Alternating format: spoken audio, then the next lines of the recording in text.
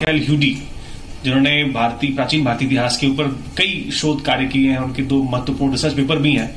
और उनकी अगर हम बात करें तो उन्होंने ये इस बात को लेके बड़ी जो है नाराजगी और बड़ी चिंता जताई है कि प्राचीन भारतीय इतिहास का जो लेखन किया गया है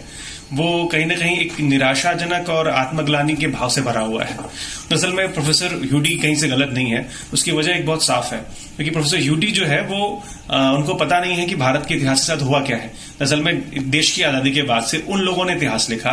उन लोगों के इतिहास लिखने की कोशिश की जो वामपंथी, जो मार्क्सवादी विचारधारा से प्रभावित थे, जो स्वयं जो है आत्मकुंठा के शिकार हैं, जिनका एकमात्र उद्देश्य है भारत में ऐसी इतिहास रचना, ऐसी व्यवस्था को पैदा करना, लोगों के मन में जो सांस्कृतिक चेतना है उसको मिटा देना, बल्कि ऐसी कुंठा,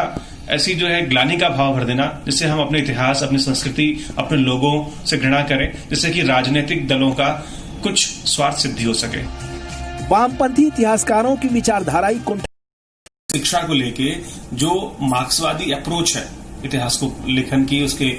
पढ़ने पढ़ाने की जो परंपरा है, उसमें खुद ही अंदर विरोध है। जैसे मार्क्सवादी इतिहासकार मानते हैं कि ऋग्वेद काल में स्त्रियों को पढ़ने की, उनको शिक्षा का अधिकार था, लेकिन उधर उत्तर वैदिक काल में नहीं था, और क्रमशः जो है स्त्रियों का जो स्थान समाज में है, शिक्षा में, वो डिक्लाइन कर गया, डिप्राइव कर गया। और लेकिन अगर और वो वही इतिहासकार मानते हैं कि मनु था, उसने, महाराज मनु ने जो है, या जो मनु जो व्यक्ति है, ऋषि हैं, जो भी हैं, उन्होंने महिलाओं की स्थिति को जो है बहुत और डिटोरेट किया है। खुद मनुस्मृति का श्लोक बहुत स्पष्ट करता है कि किस प्रकार से